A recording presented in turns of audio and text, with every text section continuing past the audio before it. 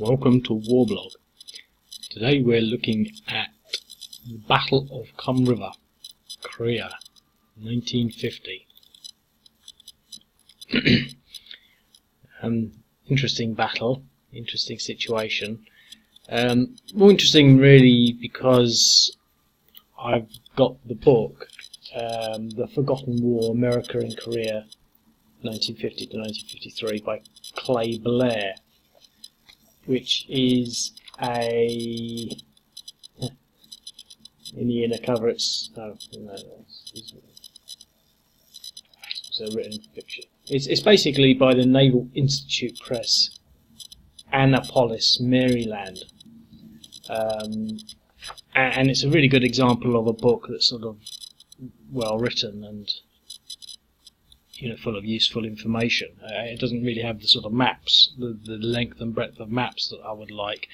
It seems to be, because it's from the Naval Institute, it's also very focused on the American aspect, so there's not really a lot of detail on either the North Koreans and especially the Republic of Korea and the ROK forces.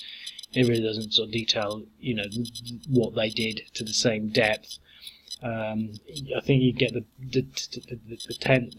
the idea that he's a military historian because he has a lot of, whenever he refers to a new leader, it's very much sort of, most of the narrative is based around the command. It really is sort of doubt. Sort of talking about on the day after Collins' visit to Tago, July 14th, the NKPA assault on the Kum River line began with a powerful attack on the 4th Division on the left, with Pappy Waddington's 34th sector at Konju. Maybe it's not a good one, but it's full of reference to the actual commanders, and in between sort of bits of action it details sort of what was going on and relationships between sort of MacArthur and Walker and Dean and Malloy and all sorts of players, and in particular it'll always reference sort of them as being West Point graduates, like 1923, or saw action. It goes into their history. Saw action in World War One, World War Two. Did this between that, and etc. etc. A bit of an interlude there for the introduction for this game. But the thing is, it's sort of, once you get to that level of detail, a scenario like this becomes a lot tighter in exactly what happened. Now, for example,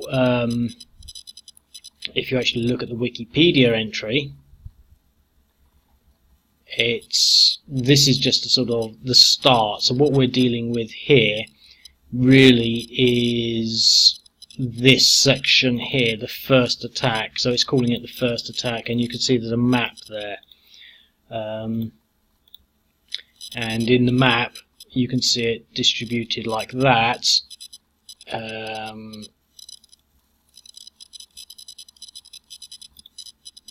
Make sure I get the right link. I'm not showing the inner workings. Anyway, so I put it like this. Now the difference here is that, well, we've got this, and that's sort of like a well, it's less than a company, so it's probably a platoon or a section, or and I'm not sure what that is, but I think that's an I.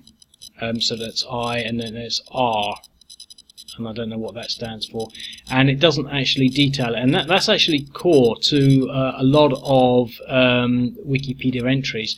The text doesn't necessarily always correlate to the pictures. It's like whoever put this together has obviously got it from lots of different sources, like Citation 30, Alexander 2003, Apperman 28, but it's never really clear where this map came from and how the text relates to it. But when I read this text through by Clay Blair, which is a fantastic book, it sort of gives you another angle on it, and in there it basically states, well, so I've not put that in there, I've put them in there, I'm not sure where they came from, but because of the significance of these units coming from here, I've done that, but I can't find any reference to this in Clay Blair's work. But in particular, what we've got here, essentially we've got two, I can never really remember, two battalions of the 34th. So we've got the 3rd, and then we've got the 1st down here. Now they're in reserve, and then we've got this 63rd FAB, which is Field Artillery Battalion. Now, essentially, the significance of what I'm trying to point out here in a sort of rather convoluted way is that here we've got the L and I companies of 34, where we've got L and I, but we've also got K. So this doesn't have K, which I'm assuming would be about here. And so what does that mean? Well, essentially, I'll maybe I'll try and read this out. I'm going to try to get my book in a good position so I can actually read it without sounding like I'm too far away from the mic. So basically, the NKPA assault on the Kum River line began with a powerful attack by the 4th Division on the left, and this is the left. We're there's more defences sort of along here, but what we're talking about here is this section here. This is the 4th Division. That's pretty much all we know about it, really. They're a crack division on the left in Pappy Waddington's 34th section. So, and this is Condew here, 34th section at Condew. The regiment was deployed thus. So we've got Newton Lantron's newly reorganised 3rd 34th at the river. So there's Newton Lantron's newly reorganised 3rd 34th at the river. And Red Air's 1st 34th behind in reserve, and so that's them down there, the 1st 34th behind in reserve. And it says, and farther south, batteries of Robert Dawson's 63rd FAB. So it says further south, but if you look at this, he's got it positioned like this. So these are further south, but it doesn't really make a lot of sense, and so I'm not sure how that works, because essentially the North Koreans, they attack down here, and then these are brought in to essentially try and relieve these guns, which have all been overrun. They get all completely overrun, they lose everything, and most people die. But where they are, it's here, it says further south. Now this is someone that's sat there, obviously in the Naval Institute, with access to all the archives and documents, and has clearly sort of got some reason to say they were further south. But I can't see them being further south without them fighting backwards to recover that. So they could have been here. So they could have been here, in a line of defence along there, and then these units come down here, attack that, and then they have to come back. So I don't know whether they should be there or there, and that's one of the reasons I like doing these maps and this whole sort of system, is because you can start to put things into place and sort of say, well, Wikipedia says this, Clay Blair says that, and trying to figure out what exactly is happening, and so essentially these Wikipedia things, that they really are just sort of not necessarily perfect. I've seen things that are full of errors. Same thing written twice, slightly worded differently, as though someone's found 2 different bits of paragraph and copied and pasted them from 2 different sources, without really fully comprehending the same thing, in just 2 very different ways, which don't make a lot of sense in continued narrative. But so essentially, that's the situation. So we've got Red Air's 1st 34th behind in reserve, and farther south batteries of Robert Dawson's 63rd FAB. The preparatory artillery barrages had been so intense that Waddington lost one whole company, 40 men comprising of K, of the 3rd 34th, plus his own S2 and S3. I'm not sure what S2 and S3 are. To battle fatigue, as it's got there. The loss of K Company left Waddington with only 2 companies at the river. So essentially, I've just sort of referenced that in particular to justify why K is in there and why K is not in there. Because essentially what happens is that they start off with their artillery barrage, and I've only given them 2 because there's only a few little units here. I don't want to sort of overwhelm it, and that might be too much. In fact, he's probably too far behind. 1, 2, 3, 4, 5, 6. You would have thought that he'd be far enough up to actually do that. Maybe I should extend his range a bit. But anyway, so they sort of attack, and this is what a lot has been happening. I mean, although the Kum River is fairly uncrossable, it is crossable. The bridges have been blown, that's why this road goes like this, and it sort of goes like that. You'll see in the map there that it's broken, but there was a bridge there. They've blown all the bridges. All the bridges in Korea were blown, basically, including around Seoul, which I haven't done on the other scenario. But so essentially, the artillery comes in, and it basically destroys this unit. You know, they lose that unit to battle fatigue. I mean, essentially, Clay Blair is pretty good at wording things. I mean, you know, he doesn't sort of mince his words. I mean, a lot of this, what's happening at this stage of the war, the Americans were being routed, basically. And you know, I mean, when they finally got to the scene of 63rd, I'm pretty sure it's the scene of 63rd. They're seeing situations where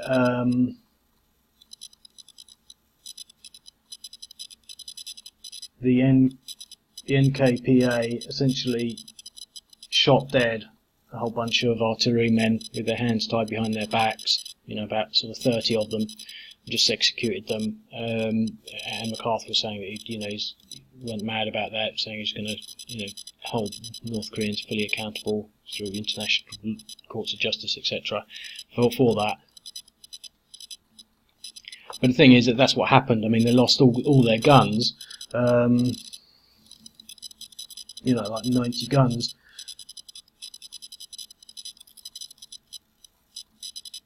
It says the NKPA captured all 10 105mm howitzers, half of them serviceable, plus a large amount of ammunition, about 70 vehicles, and miscellaneous other weapons.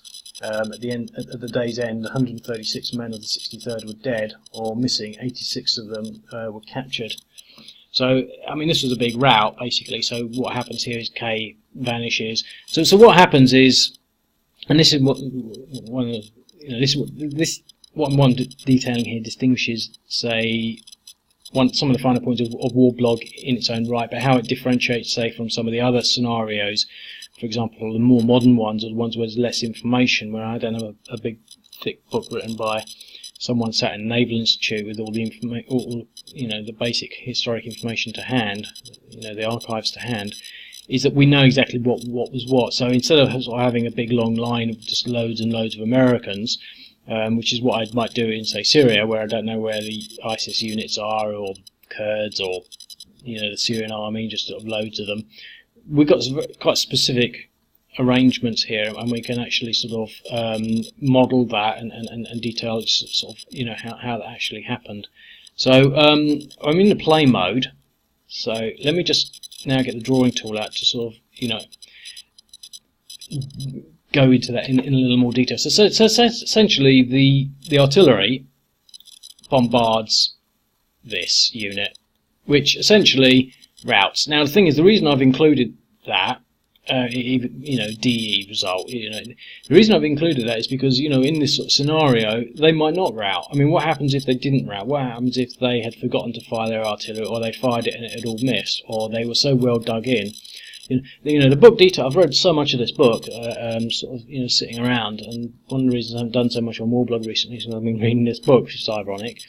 But, you know, it's talking about how commanders came up and, you know, they looked around at the positions and saw that no one was dug in, and as a commander fresh in from replacing someone who'd just been recently killed. You know, we're going through sort of regimental commanders in the Korean War being killed, you know, 7 regimental commanders in a week. They were all being killed that quickly. You know, it's quite alarming. And there's, I can't remember which one it was, but there's one situation where he comes along and says, well, why aren't these people dug in? And they said, we don't have any shovels, you know, they've lost them all. And he says, well, I want everyone to have at least 1 foxhole each by the end of the day. But it's little things like that, you know, if they had dug in, and I'm saying they weren't, because I don't know, I can't remember exactly where that reference comes from, but, you know, there could be some variant, and that's what these scenarios are about, you know, what ifs. You know, the big thing about the fact that at this battle, the North Koreans, the NPKA, had a complete advantage, and they could have basically got to Busan if they concentrated all their forces at this point and gone straight through. they were winning. They, instead of, at this point, just after this point, they divided all their forces up to go south, you know, to almost sort of flank. And what they did was they hit the Americans where they were strongest, etc., etc. I won't go into all of that, but basically, you know, so I've left them in there. So that is different to that, you know, in a nutshell. So we're playing a sort of the fuller version based on a slightly different variant. But there could be other things that I've missed out. So, but so essentially that's what they do. And then these units, as per the map, they basically break L Company. That's what it says. So basically, the bridge will come here, and they pour through the gap left by L Company. But you might decide to attack this unit, and there's only 3. I mean, it doesn't seem you know. It doesn't seem like you're going to have a hard time doing it anyway. However you want to do it. But if you want to play it historically, K gets destroyed by artillery, L is routed by the assault across the river. I've got engineering companies so that you can build a bridge, and when I say a bridge, you're not building a bridge, you're probably building some kind of ford, but they just basically get across the river, so it's somehow facilitating your crossing point, or in almost other words, marking your crossing point. They came across on a little, they waded, they swam, they got little boats. You know, it was, so they might not even had a bridge of any sort, but you know, I don't have any other way of getting these units across a river like that, other than having a special counter for you know river crossing. You know, this will do. The only problem is, you might, as an American player, you might want to target these engineering divisions so that they can't actually cross the river, because if they don't have these engineering divisions, there's no attack. But they also attack here, obviously, and these ones take the artillery. And so what happens towards the end of the day, because this all happens in one day, the orders are given for the 1st 34th to counter-attack. But because it's so late in the day, they sort of get there, they don't really do much, and they retreat without achieving too much. So then they counter-attack, and then they fall back. I mean, I think that the sort of the directions on this are all sort of fairly accurate, or probably, you know, I assume they're accurate. Obviously, I haven't got the sort of the heights in, but I'm assuming pretty much everything is hills. I mean, maybe it looks a little flatter there. Maybe it is. You know, maybe I could put in something else there, terrain-wise. But my map cuts off there anyway. You can see the top of the road is like that, so you know it's not really that relevant. So I'm going to give it a little go.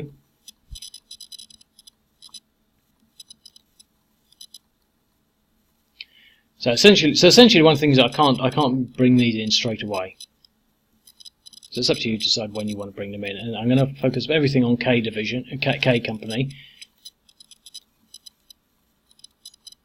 0.26. Okay. So that puts him up to 2.8. And I'm also going to bring all my units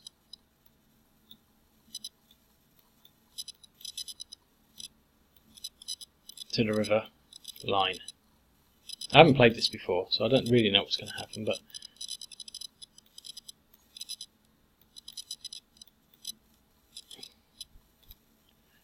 okay. Now, they can't fire at any of this. They did have another set of artillery, but they had problems. They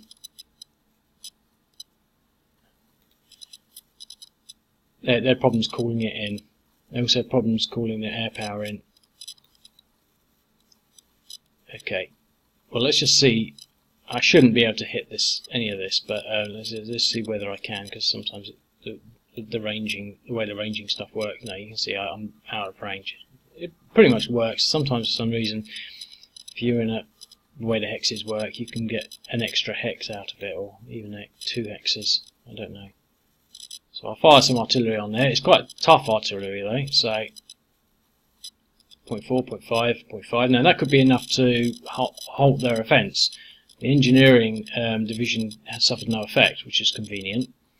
So they could probably just sit there this turn. In fact, they will have to. But that's it. There's nothing more we can do. We can't do any combat across the river. That works. Just did that to sort of just check that it actually works. So we move on to the North Korean turn. Still says turn 1. So I haven't done that. It's been like that since the very beginning, but you know where we are. Anyway, so let's see whether we can get them to rout. Probably not. 2.5 puts them up to 4.3. Ah, that would have been nice. So in this scenario, in this replay and simulation, K Company hasn't been routed, but we could sit there. We'll probably have to do that for another turn anyway. I mean, it's not actually. I mean, I could just wait another turn. I mean, they're at 50% strength or 40% strength, 43% strength. Well, they're at 67% strength or 66% strength at the moment. So they're being pounded.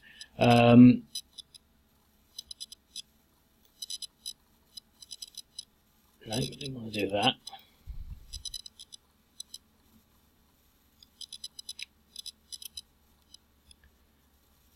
What I want to do,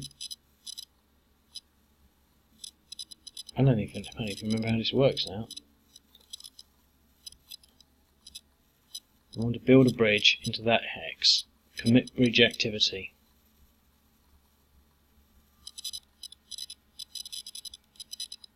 Did that work?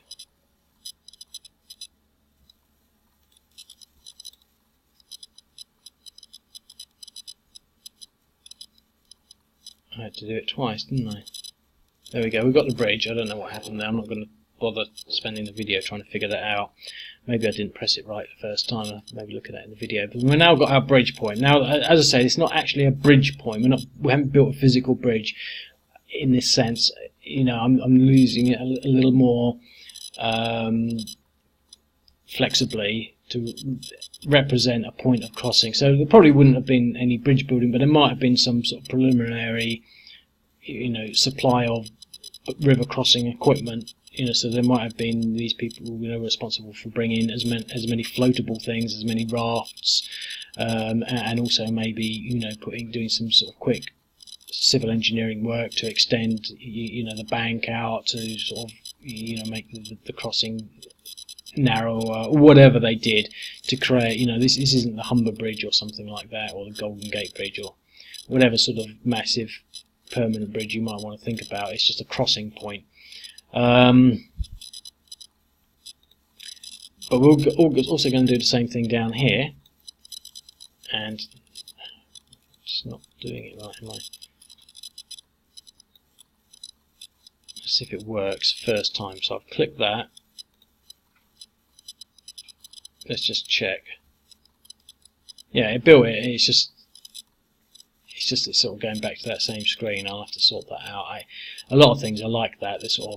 They work, so I haven't really gone any further to sort of tidy things up. Oops. So anyway, that's the two bridging points made. We've done our artillery, so nothing. Oh, well, we could have gone across the bridge that turn, actually. I didn't realise. But anyway, it doesn't matter. So the Americans can't do anything to destroy those bridges because they don't have the engineering units there. They could move. So at this point, we could move back into Konju. But we're not going to.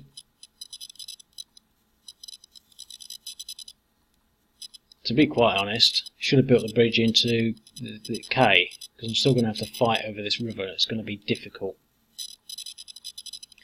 That's pretty stupid, actually. I should have built it into K, and that's probably where they did cross. They just poured through there. So, find more artillery. No, that's right. Yep.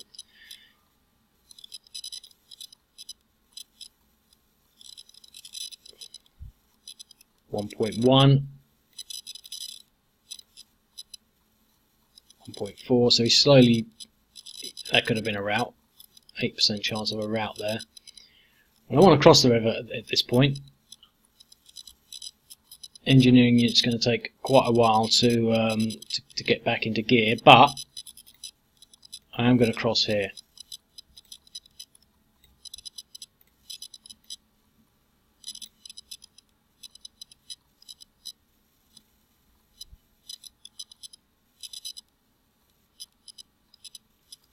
and let's see what we can get here odd-wise.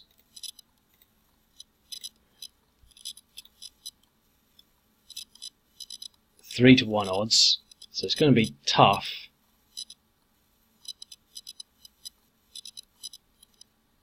I'm really going to have to wait 5 turns and cross here. So we've now started the advance across this way, putting pressure on there and essentially cutting that line there, which would mean that this would have to come up here to clear that line like that.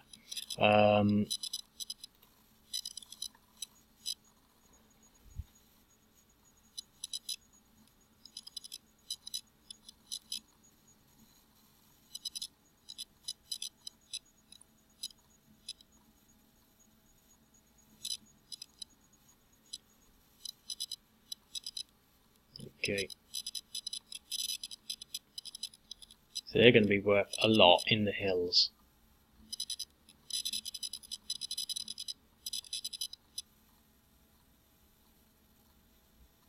Okay, so the Americans are still holding there very happily, but K Company is looking pretty grim. An early advance here, so they're going to have to probably just sit there. But I'm not sure we did this last time, but we can use our artillery here.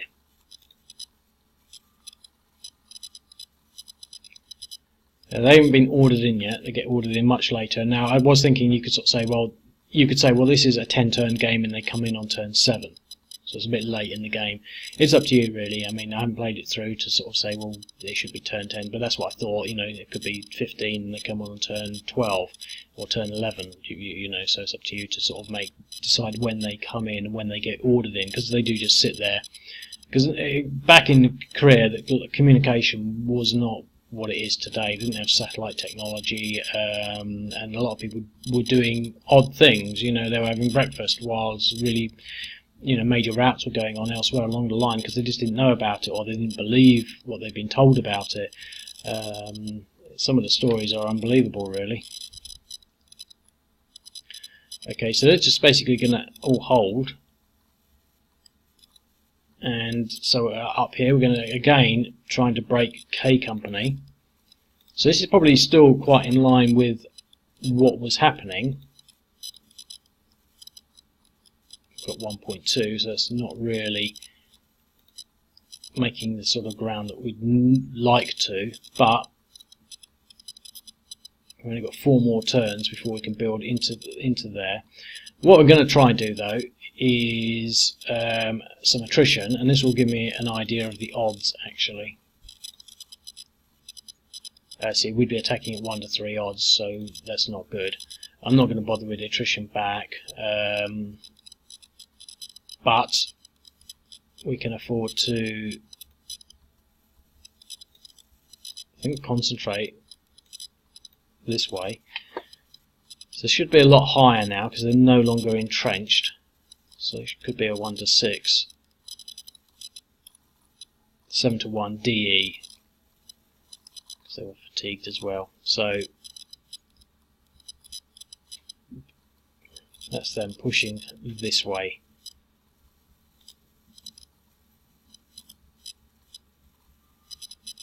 The Americans are still holding there. They're not so much aware of what's happening here yet.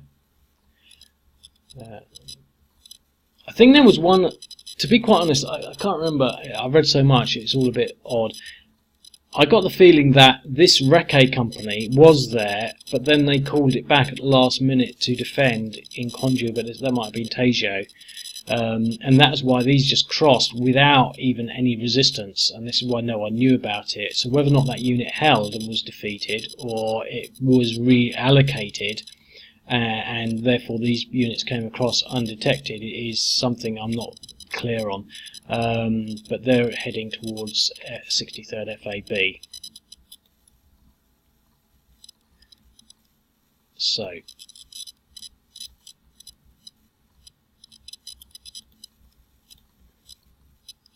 2. That's good, because that should be now up to 7. We're in a rout.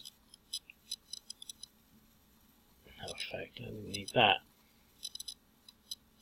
Okay, I'm not going to bother with the attrition there, just because it's going to be the same thing.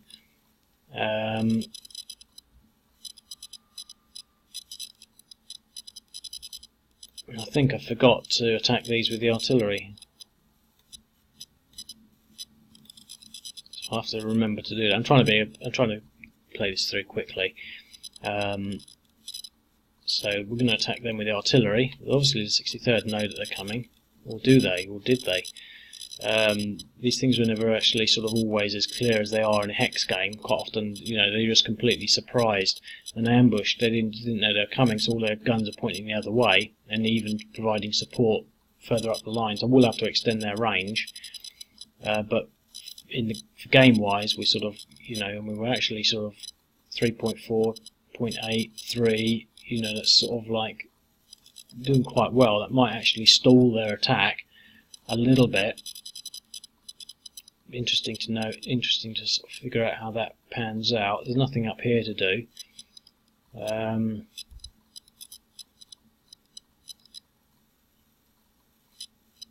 Okay, so 2 more turns. Let's see if we can get rid of K Company. 2.2, so that should be 8.2. 1 more should push them over the edge. Well, it's pushed them over the edge, but they haven't routed.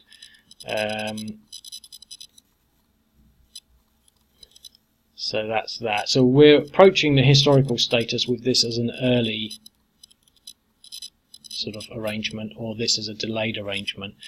Whether or not you continue to fire the 63rd on these units or in support of this line would be up to you, because you might want to look into the history and say, well, I didn't know this was coming because this unit has actually been replaced, or they just didn't know about it. So it's up to you. Done that. But seeing as we've started, we might as well continue the artillery here. See whether we can actually stop them. I mean, look at that. 5.4, he can rout. 0.7, 2.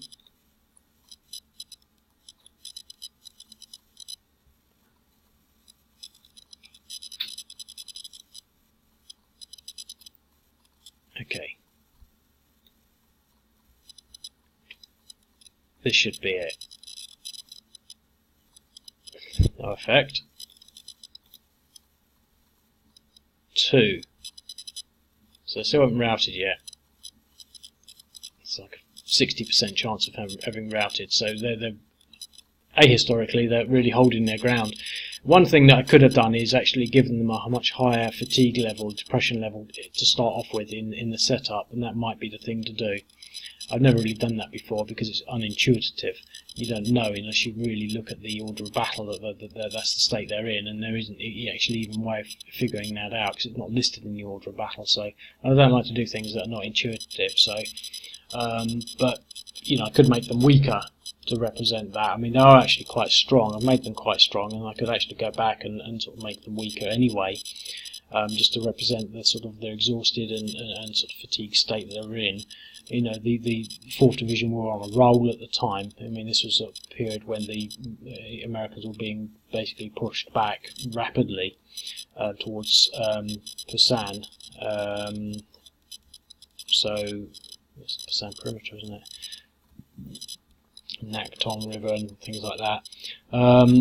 So I'm not going to do that attrition there. I'm trying to be quick, so.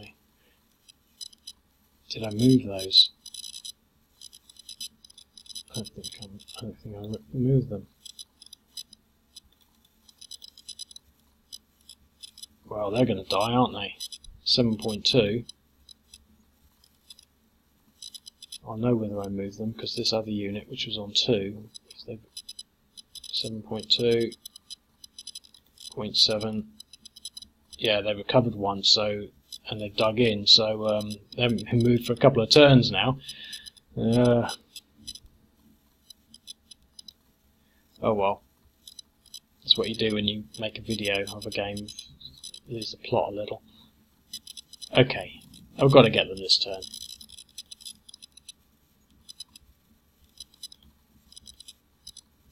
I was just about to say, it's things like this you wonder whether it's working.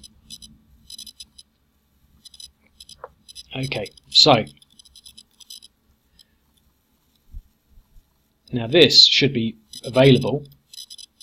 So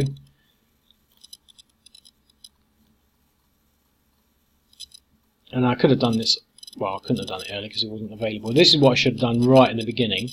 So I'll build that. And I remember we've actually built it, so we don't have to worry about that, and there it is. And then we can start pouring across the river.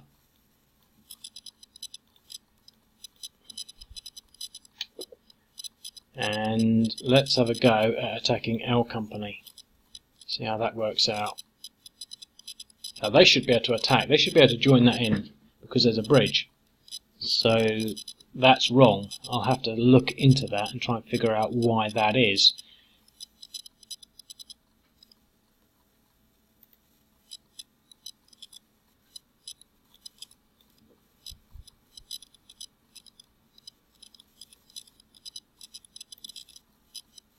Yeah, I think the reason they can't because there's no road, so that's an error, and I don't have my dry board in front of me, so I can't do much about that. Bit of a hassle.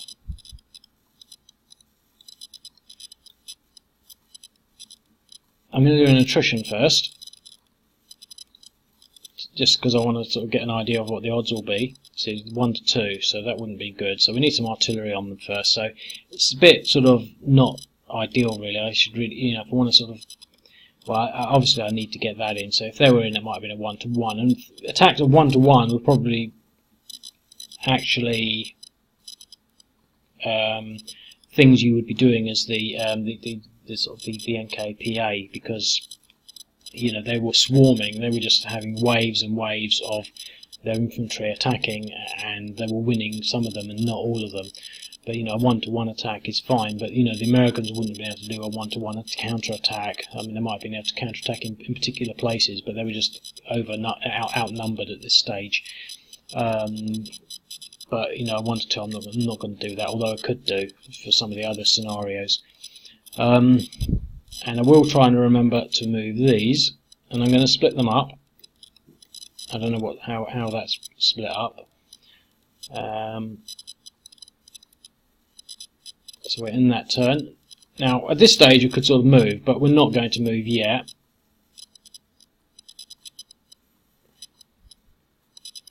Or could we? No, I'm not going to move yet. I should have moved those around there. It's a pain that that bridge is not working. I'll have to sort that out almost with a priority, but I'm not going to do it now. Whose turn is it?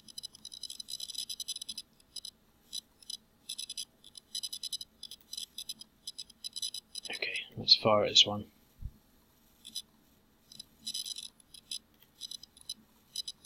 No effect, no effect. Interesting. It was a fact that the NKPA did receive incredible casualties. You know, when they were sort of talking about the American casualties, the NPKA casualties were sort of, you know, in many situations described as sort of like 2, 3, 4, 5, 6 times higher. You know, so this is not, you know, this is not ahistoric.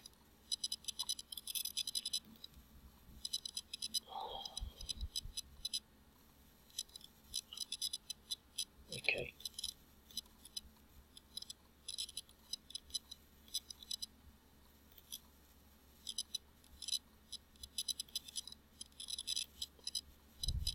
Okay, that's good.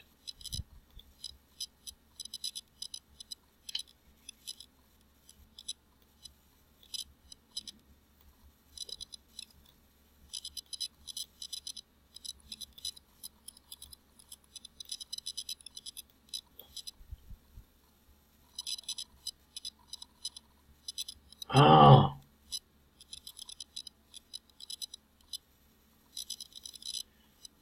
The bridge hang on, let's just look at this properly.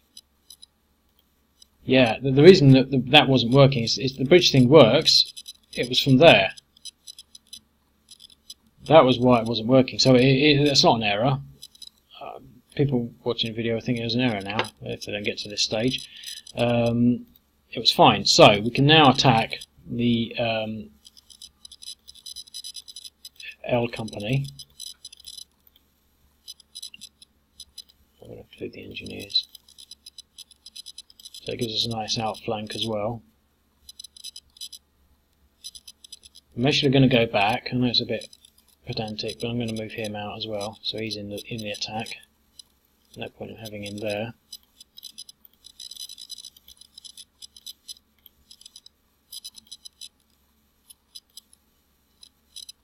Two to one in exchange. So 2 to 1 is a reasonable odd, I think. You know, that's what the Koreans would have been attacking at. And you know, they're just going to keep doing that. There's nothing the Americans can do to counterattack into that hex.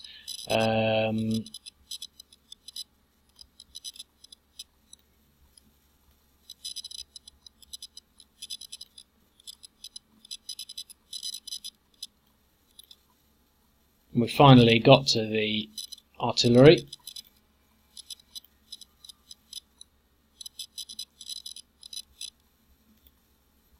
One to one with DR.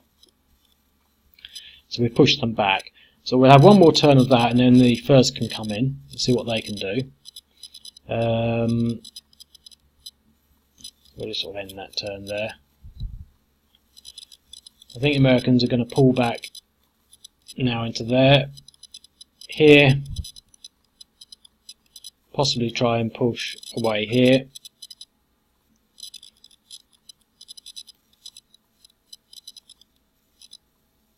The breakthrough has now happened. I think we can be considered to be flooding through. Running away so fast, our artillery is not hitting them a lot. 5.9, they could have routed on that. So,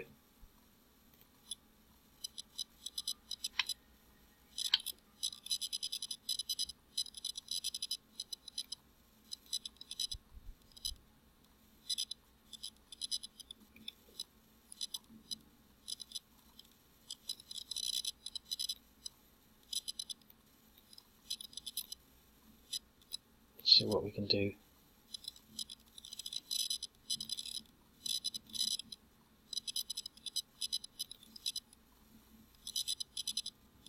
Exchange. Some pretty tough artillery in the hills.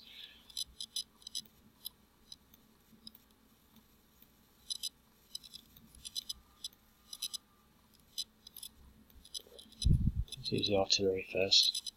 I don't need anything else.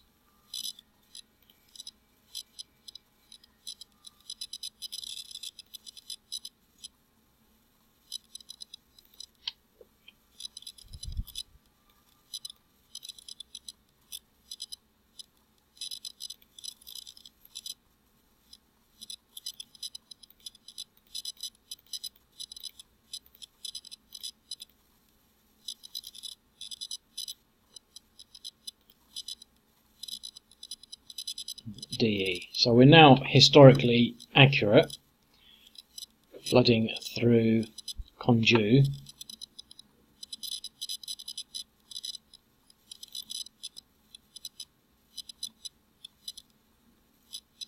Well,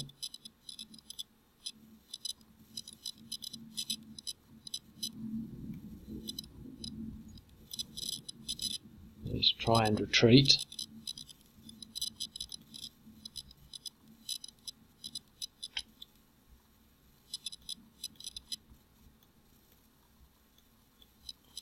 Try and get on this road. Let's bring this engineering unit over. And my last attack here, and then we can apply the first 33rd, first 34th. No! I didn't attack them. Keep doing things like that. I didn't move anything, did I? Don't know what I was doing there. Okay. Because of that, I'm going to just skip that turn. Get back to North Korean turn.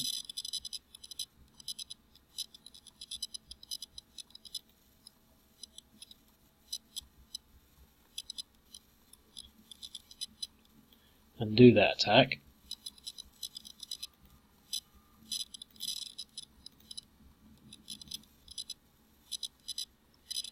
Another exchange.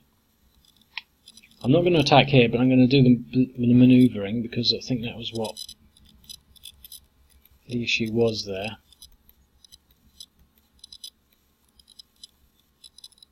Now pass it back to the Americans. I'm going to run away. They're going to run away, and these are going to come up now and provide support. So in this instance they've proved their worth because they've managed to meet up. I think we delayed that a little.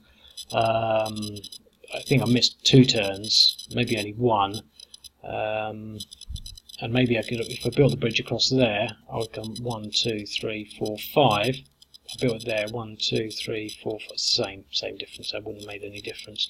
Just wondering whether I could have got there any quicker. So that's it. I'm going to leave it at that. It's sort of relatively historic. Whether or not you would sort of decide to play it any differently, I think I could have done this a lot quicker by building that bridge straight into where K Company would have been, and then come across that way much sooner.